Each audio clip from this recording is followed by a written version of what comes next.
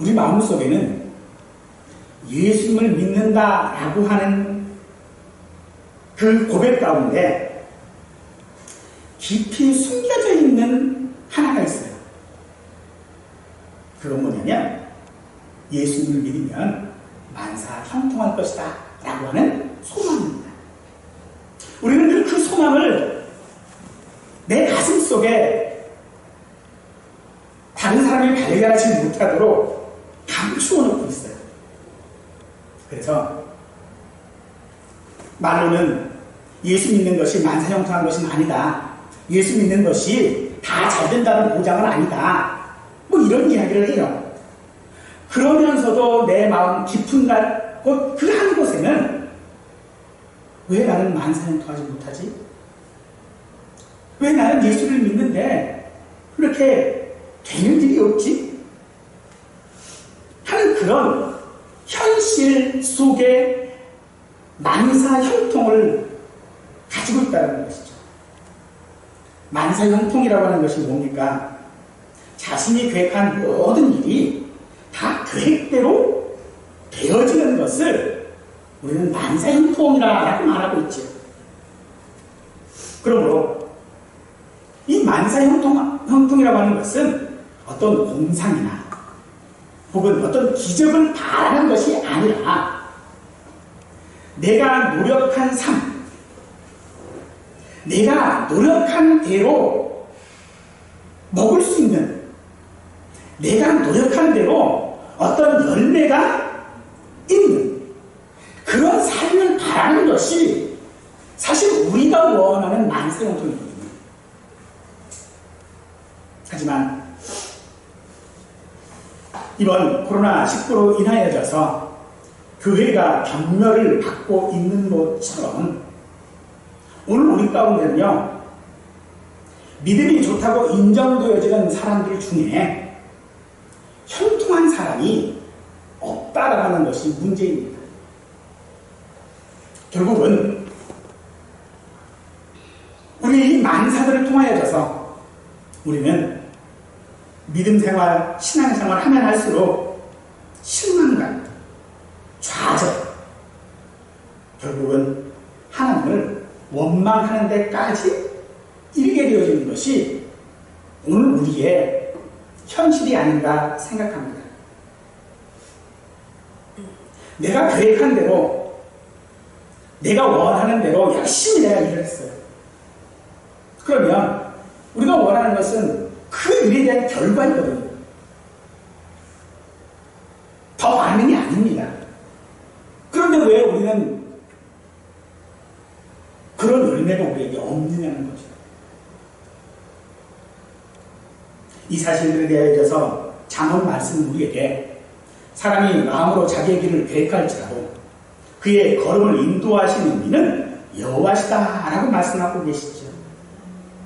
결국은 오늘 우리가 계획하고 우리가 일하고 하는 모든 일들은 그 걸음을 인도하시는 분이 하나님이시다라고 말하고 있다는 것입니다. 사랑하는 성도 여러분, 오늘 말씀을 통해서 우리의 인생길을 인도하시는 하나님을 만나실 수 있기를 축원합니다. 하지만 만사형통하지 못하는 우리의 모습들 가운데 어떻게 하면 만사형통할 수 있을까요? 어떻게 하면 내가 신앙생활에 나가는 가운데서 믿지 아니하는 자들에게 경멸받지 아니하고 무시받지 아니하고 내가 믿음 생활할 수 있을까요? 오늘 말씀을 통해서 그 방법을 찾으실 수 있기를 원합니다. 바울은 예루살렘에서 돌아왔습니다. 그리고 조금의 시간이 지난 후에 바나바와 함께 말씀을 전한 각성으로 다시 가서 형제들이 어떠한가 방문하자고 합니다. 하지만 마가의 일로 다툼으로써 바나바는 마가와 함께 구브로로 가게 되어지고 바울은 실라와 함께 수리아와 길리기아로 다니며 교회를 견고케 하다가 더베와 루스트라에서 디모데를 만나 그와 동행하여 아시아 지역으로 가고자 했습니다. 여기 아시아 지역은 어느 곳이냐면 지금의 터키 지역이에요. 터키, 이 터키 지역인데 사실 오늘 말씀을 통해서 우리가 발견할 수 있는 것 한 가지는 하나님께서 바울을 사도로서 부르신 것은 이 터키 지역에까지만 복음을 전하라 라고 부르신 것이 아니라는 것이죠. 때문에 성령은 바울이 계획대로 말씀을 전하지 못하도록 하십니다. 때문에 바울은 더욱더 주의 뜻을 알고자 애쓰다가 드로아로 내려갔는데 그곳에서 건너와 우리를 도우라 라고 하는 마게도냐 사람의 환상을 보고 그들에게 복음을 전하는 것이 하나님의 뜻으로 인정하고 지금의 유럽 쪽으로 향하게 되어진다라고 하는 것이 오늘 말씀입니다. 이사야서 55장 8절 말씀에 보면 이는 내 생각이 너희의 생각과 다르며 내 길은 너희의 길과 다르니 라고 하신 것 같이 하나님께서는 바울의 계획과 다르게 바울의 걸음들을 인도하고 계십니다. 바울의 계획이 정확히 무엇이었는지는 잘 알 수 없지만 바울은 자신이 계획한 모든 일들을 포기했습니다. 성령이 막으셨기 때문이죠. 6절에 보면 성령이 아시아에서 말씀을 전하지 못하게 하시거늘 이라고 말하고 있고 7절에서는 비두니아로 가고자 애쓰되 예수의 영이 허락하지 아니하신지라 라고 하고 있죠. 하나님께서 바울의 계획을 포기하게 하셨습니다. 그 포기하게 하신 이유는 9절에서 우리가 알 수 있는데 밤에 환상이 바울에게 보이니 마게도냐 사람 하나가 서서 그에게 청하여 이르되 마게도냐로 건너와서 우리를 도우라 라고 하는 것이죠. 이 환상의 결과로 결국 바울 일행들 즉 실라와 디모데와 바울은 성령의 인도하심을 따라 마게도냐로 가게 되어집니다. 여기서 우리는 성령이 성도들과 소통하는 방식이 무엇인지를 알 수 있습니다. 그것은 바로 인도하심인 것입니다. 인도하는 것은 어떤 행위적인 방법이죠. 그리고 바울은 그 방법에 매우 익숙할 뿐 아니라 기꺼이 따르고 있다라고 하는 것도 우리는 본문을 통해서 발견해 볼 수 있습니다. 본문에서는 그 인도하시는 방법이 무엇인지 환상이라고 하는 방법을 제외하고는 구체적으로 나타나 있지 않습니다. 사도행전에는요 이런 구체적인 방식에 대한 언급 없이 성령의 인도하심에 대한 이야기를 우리가 쉽게 찾아볼 수 있습니다. 이는 그들에게 매우 익숙한 일이었다라고 하는 것을 우리가 짐작해 볼 수 있는 것이죠. 즉 하나님께서 사울 일행의 그 걸음들을 막으실 때에 전하지 못하게 하시고 허락하지 아니하실 때에 그 방법이 무엇인지 정확하게 알 수가 없습니다. 그러나 바울은 그 방법이 익숙해져 있었다는 거예요. 그래서 그것이 그런 어떤 방법들이 그에게 왔을 때에 이게 하나님이 원하시는 것이 아니구나라는 것을 알았다는 거죠. 우리는 하나님의 인도하심에 대하여 얼마나 익숙하십니까? 우리는 말씀을 듣는 일에 얼마나 익숙하며 말씀을 읽는 일에 얼마나 익숙하며 기도하는 일에 얼마나 익숙한지 생각해야 합니다. 우리는 말씀을 듣는 데에 익숙하지 못하고요. 성경을 읽는 데에 익숙하지 못합니다. 그래서 누군가가 꿈에 환상 가운데 내가 무엇을 보았다, 내가 기도하는데 하나님께서 이렇게 응답해 주셨다라고 하면 그 말에 너무 잘 넘어갑니다. 왜 넘어갑니까? 왜 믿는 자들이 이단의 속임수에 넘어갑니까? 말씀이 익숙하지 않기 때문입니다. 말씀이 익숙하지 않으라고 하나님께서 인도하신다라고 하는 그 사실들에 대하여 익숙하지 못함으로 말미암아 우리는 우리의 계획을 고집한다는 거죠. 그래서 누군가의 말을 성경보다 더 신뢰합니다. 누군가가 믿는다라고 하는 그 공통점을 가지고 접근했을 때에 우리는 그 사람을 말씀보다 더 신뢰하는 것이죠. 익숙하지 않기 때문인 것입니다. 사랑하는 성도 여러분, 하나님의 말씀이 여러분의 삶과 익숙해지시기를 간절히 축원합니다. 성경은, 즉 하나님의 말씀은 하나님의 자기 계시입니다. 따라서 이 말씀은 내가 무엇을 주장하는 것에 대한 근거로 삼을 수 없습니다. 내 계획에 대하여서 근거로 삼을 수 있는 것이 말씀이 아닙니다. 오직 우리는 그 말씀을 따라가는 것이야지, 말씀이 이거라고 그러면, 말씀이 저것이라고 그러면 그냥 적어봅니다. 그러므로 사랑하는 여러분, 말씀에 익숙해 주시기를 바랍니다. 하지만 우리가 오해하지 말아야 될 것이 한 가지가 있습니다.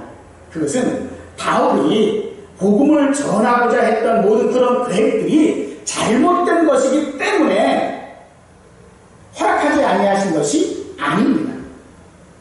바울은 하나님의 뜻이 무엇인지를 고민했습니다. 7절 말씀을 보니 무시아 앞에 이르러 비두니아로 가고자 애쓰되라고 되어져 있죠. 애썼다라는 거예요. 즉, 이 말은 바울이 자신이 계획한 그 계획대로 실행하고자 했다라고 하는 것을 짐작해 볼 수 있는 것이죠. 따라서 우리 어떤 계획이나 어떤 것들이 막히고 중단되어지고 실패한다고 해서 하나님의 일이 실패하는 것이 아니라는 것입니다. 오히려 우리가 계획한 모든 것들이, 즉 만사 형통하지 못한 것은 우리로 하나님의 뜻이 무엇인지를 알게 하는 안내 역할을 할 것이라는 것입니다. 바울은 바나바와 심하게 다투었습니다. 두 사람이 다툰 이유는 마가라고 하는 사람 때문이었는데, 바나바의 주장이나 바울의 주장이나 옳은 것입니다. 즉, 이 둘은 옳은 일을 열심을 내므로 말미암아 싸우라는 얘기예요. 그러므로 옳은 일이라고 해서 모두 한 마음 한 뜻이 되지 않는 것입니다. 하나님께서는 이렇게 우리들에게 만사 형통하지 않음을 통하여서 하나님의 인도하심을 알아차리도록 계속해서 우리에게 알려주시는 것입니다. 때로 하나님의 그 인도하심을 알아차리도록 알려주시는 그것들이 내 삶에 매우 치욕스러운 것이 되어질 수도 있고요, 나를 부끄럽게 만드는 것이 되어질 수도 있고요, 나를 좌절하게 만드는 것이 되어질 수도 있습니다. 때로 하나님은 악한 세력을 이용하시어서 하나님의 인도하심을 우리에게 알려주시기도 합니다. 이스라엘 백성들이 하나님 앞에 그 인도하심을 바르게 받지 못하고 그들의 죄 가운데 살아갈 때에 하나님께서는 이방 나라들, 그들을 내 종이다 라고 부르시고 그들을 이용하셔서 이스라엘을 징계하심으로써 그들이 하나님 앞에 돌아오도록 인도하셨습니다. 그와 마찬가지로 오늘 하나님께서 우리에게 주시는 만사 형통이라고 하는 것, 이것이 되지 않는 이유는 내가 무엇을 잘못해서가 아니라는 거예요. 내가 무엇을 열심히 하지 않았기 때문도 아닙니다. 단지 그것을 통해서 하나님은 하나님이 하시고자 하시는 일이 무엇인지를 우리에게 알게 하시는 것입니다. 10절 말씀해 보니까 우리가 마게도냐로 떠나기를 힘쓰니 이는 하나님이 저 사람들에게 복음을 전하라고 우리를 부르신 줄로 인정하느니라 라고 합니다.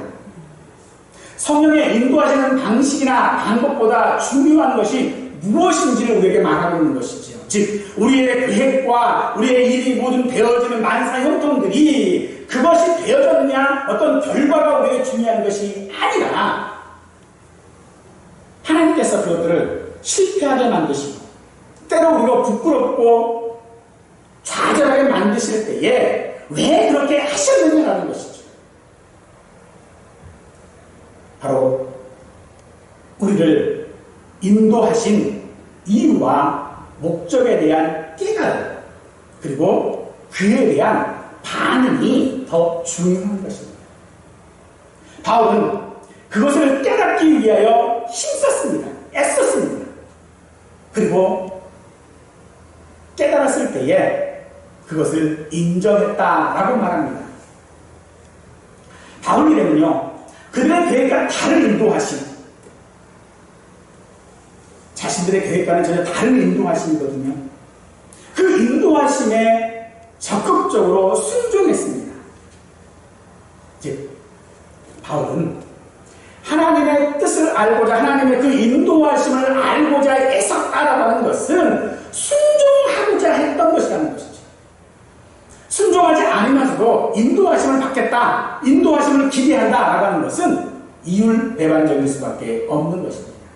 따라서 인도하심에 대한 기대는 순종을 전제로 해야 하는 것입니다. 하나님께서 나를 인도하신다라고 내가 인정했다면 그 일에 순종해야 합니다.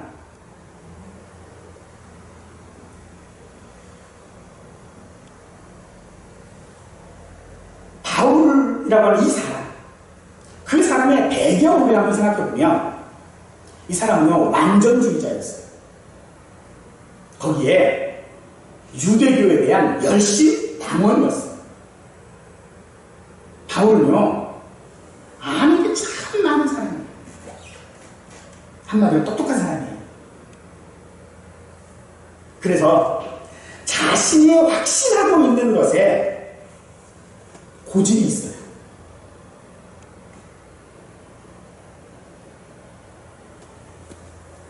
그런 바울의 배경을 본다면 바울처럼 순종하기 어려운 사람도 아마 없을 것 같습니다. 우리 주변에도 그런 거 보잖아요. 아는 게 참 많은 사람들, 똑똑한 사람들, 소위 말해서 전문가라고 말하는 사람들, 그런 사람들에게 다른 이야기를 하잖아요. 그러면요, 우리 그냥 좀 막된 말에 이빨도 안 먹게. 왜 그래요? 그들이 알기 때문에.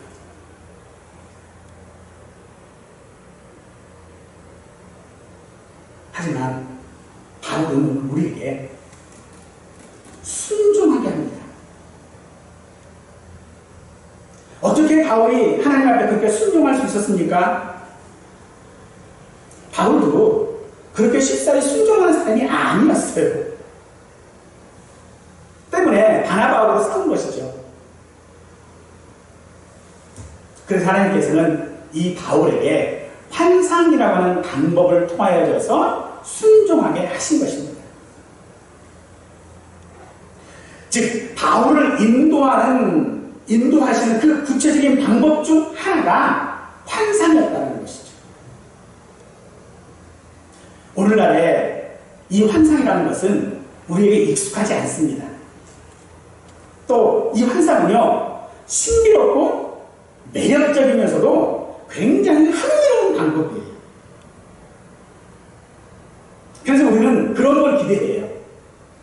하나님께서 꿈에 내가 그를 인도해 주셨으면 좋겠다. 환상 중에 나를 인도해 주셨으면 좋겠다. 누군가의 기도를 통해서, 기도의 응답을 통해서 나를 인도해 주시면 좋겠다 라고 하는 그런 생각들을 하게 되어집니다. 그런데 여기서 우리가 정말로 잘 생각해야 될 한 가지가 있는데, 그것은 무엇이냐면, 성령께서, 하나님께서 우리를 인도하시는 그 수많은 방법 가운데 이 환상은요, 하나의 방법일 뿐인 것입니다. 환상이라는 방법만이 유일한 방법이 아니라는 것입니다. 많은 방법들이 있어요. 그 방법 중에 하나님께서 우리를 인도하시는 것, 그것은 내게 가장 적당한 방법일 것입니다. 사도행전에 보면 환상이라는 단어가요 11번 등장을 해요. 근데 이 11번이나 누구에게 사용되었냐 보니까 베드로와 바울에게만 사용됐어요. 베드로와 바울에게만 사용됐습니다. 왜 그랬을까요?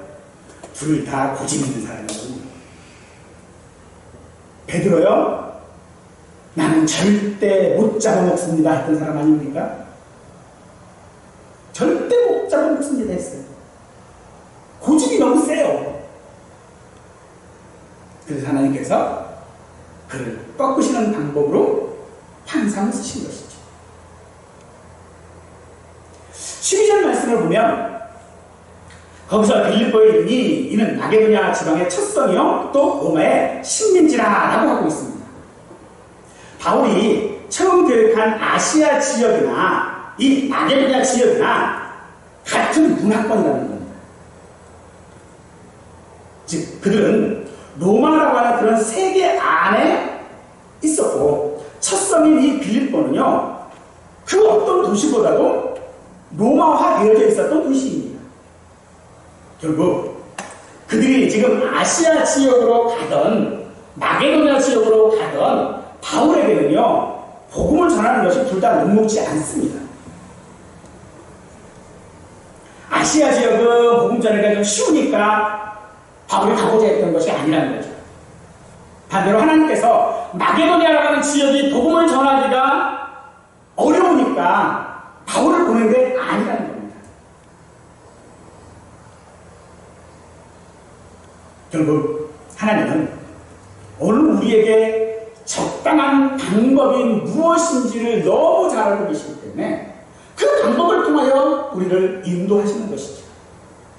이스라엘 백성들이 애굽에서 나와 가나안 땅으로 향할 때에 하나님께서는 그 백성들을 광야길로 인도하셨습니다. 출애굽기 13장 17절 말씀은 이렇게 되어져 있습니다.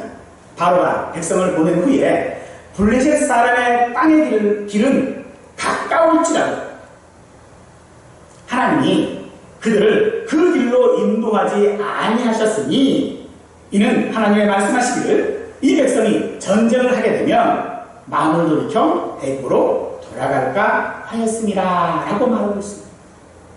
하나님께서 지금 홍해에 그 광야길로 인도하신 이유가 무엇이냐면 그들이 전쟁을 통하여져서 돌이킬 수 있기 때문이라는 것입니다.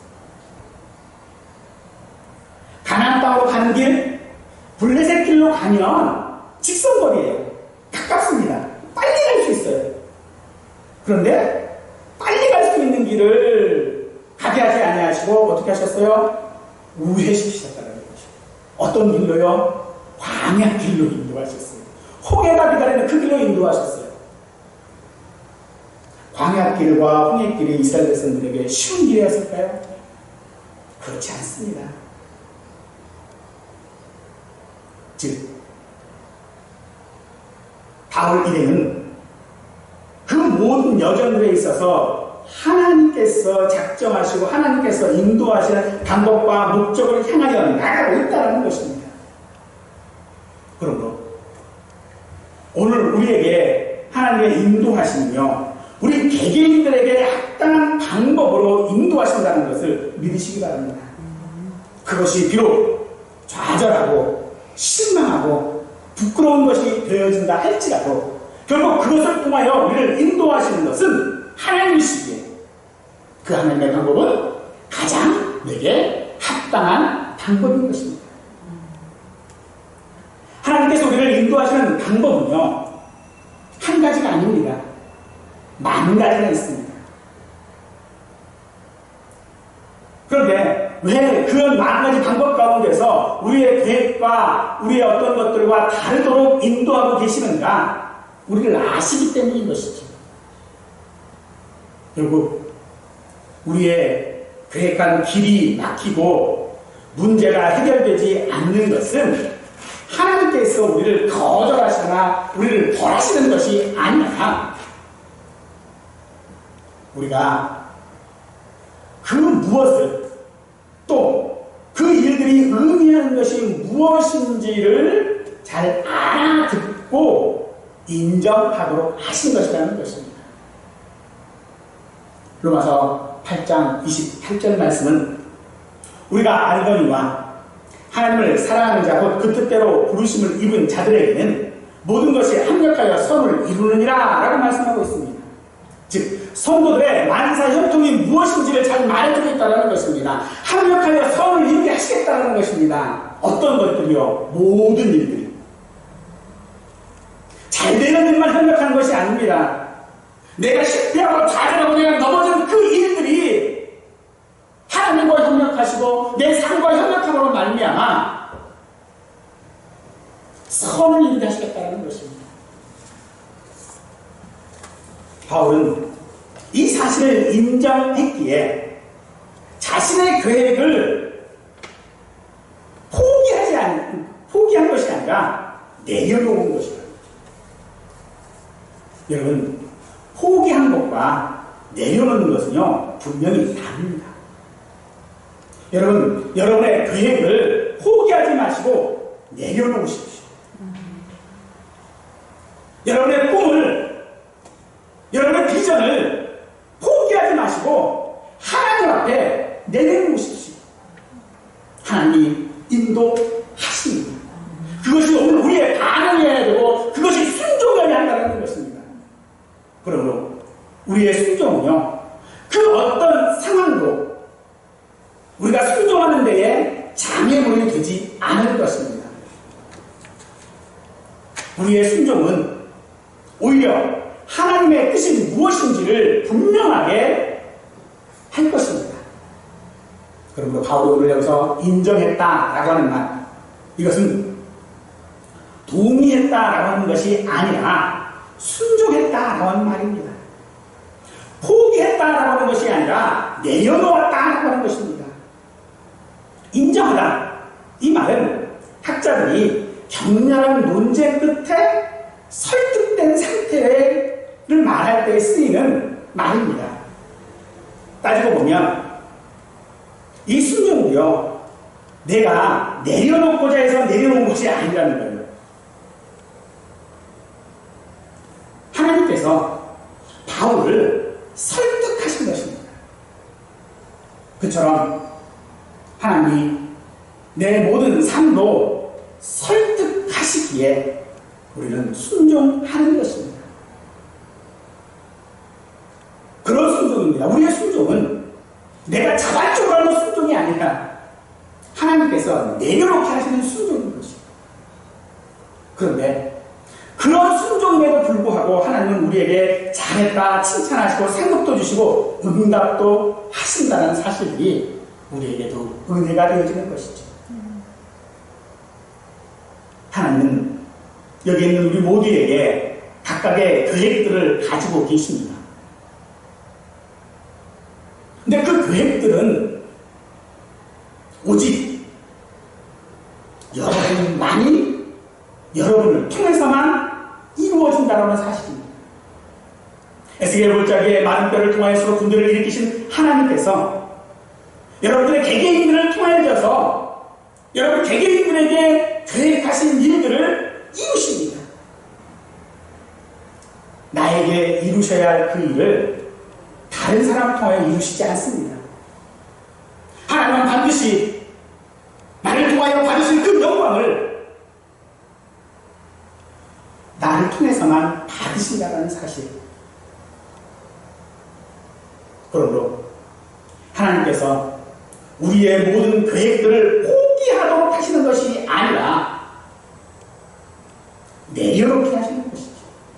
왜 그렇습니까? 바울은요, 종이 아니기 때문입니다. 오히려 바울은 하나님의 동역자여 친구라고 말합니다. 오늘 우리에게도 하나님은 우리의 주인 하나님이 아니시라 나의 동역자여 내 친구가 되시는 하나님이시기에 하나님은 나를 포기하도록 하시지 않습니다. 나로 내려놓게 하시는 것이죠. 내려놓는 것, 종은 자기 마음대로 뭘 못하죠. 주인이 하는 대로 해야 돼요. 그래서 자기가 계획을 가지고 있다 할지라도 주인이 하라는 대로 해야 칭찬을 듣는 것이 종입니다. 하지만 친구는 아니지요. 친구는요, 설득하게 되어지는 것입니다. 이것이 하나님께서 우리를 대하시는 방법이요, 우리를 인도하시는 방법입니다. 이 사실을 우리가 모르면 우리는 늘 누군가를 부러워하고 늘 원망하고 자신이 창피하고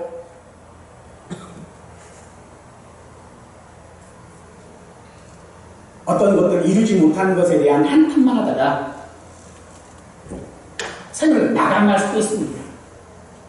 하지만 하나님께서는요, 우리의 한계와 우리의 못남과 실패와 무지와 게으름과 편견 속에서 우리를 인도하시는 분이 하나님이십니다.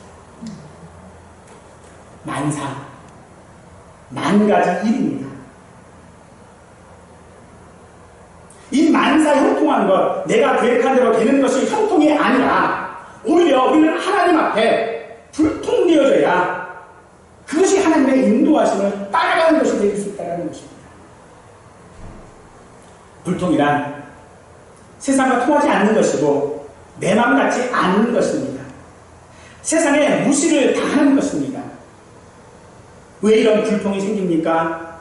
우리가 하나님의 친구요 성도이기 때문에 그렇습니다.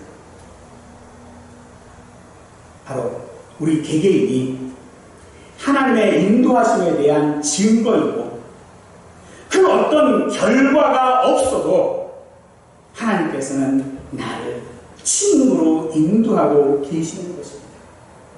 사랑하는 성도 여러분, 우리의 모든 상황을 하나님께서 우리를 인도하시는 증거로 삼아서 하나님의 뜻을 이루어 드릴 수 있기를 간절히 축원하겠습니다.